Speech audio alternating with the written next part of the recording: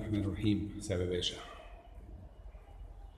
اتنين اسانسير، عمارة مبنية حوالي 85، أساساتها قوية جدا، في 4 شقق في الدور.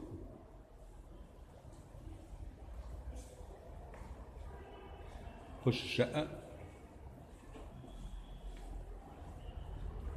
نجد ريسبشن كبير قوي، والعفش كله من ايكيا.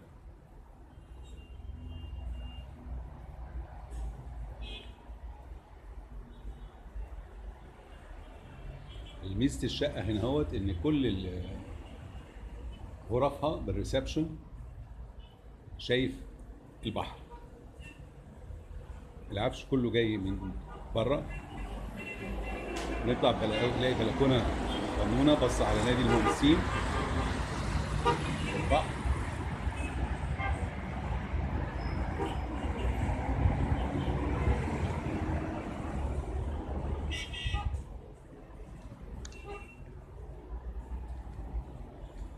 نخش لما نطلع من باب الشقه، لما نخش نلاقي حمام صغير ومطبخ كونتشتال اصلي، لان الشقه معروضه بعفشها. ممكن برضو فيها كل الاجهزه الكهربائيه، فيها الدش، فيها الغساله ديش ووشر زي ما انت شايف كده. هو المطبخ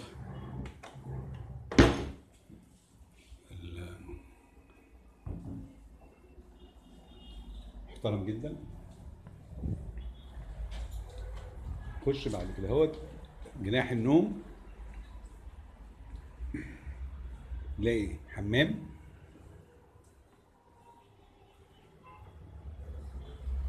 واوضتين نوم كبار. الاوضه الاولانيه فيها ابلكار، واوضه النوم برضو من ايكيا، وليها جيب بلكونه باصص برضو على البحر،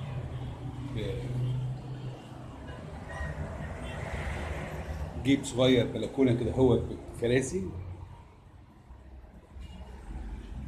قاعده يعني تروح هنا اهو. والاوضه الثانيه اوضه برضو كبيره،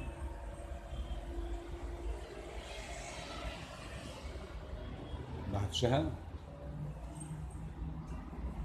برضو بص على نفس الفيو المنظر ده. الشقه